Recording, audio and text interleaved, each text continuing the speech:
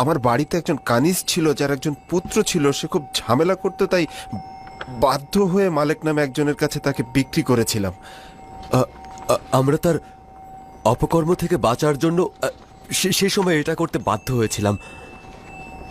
এই সনদটা সেই সময়ের। হ্যাঁ, সেই সময়ের।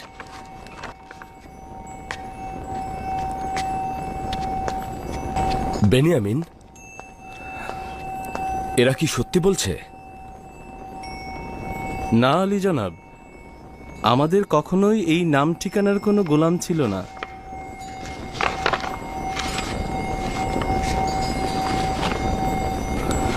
তোমরা এখনো মিথ্যা বলেই যাচ্ছ? এই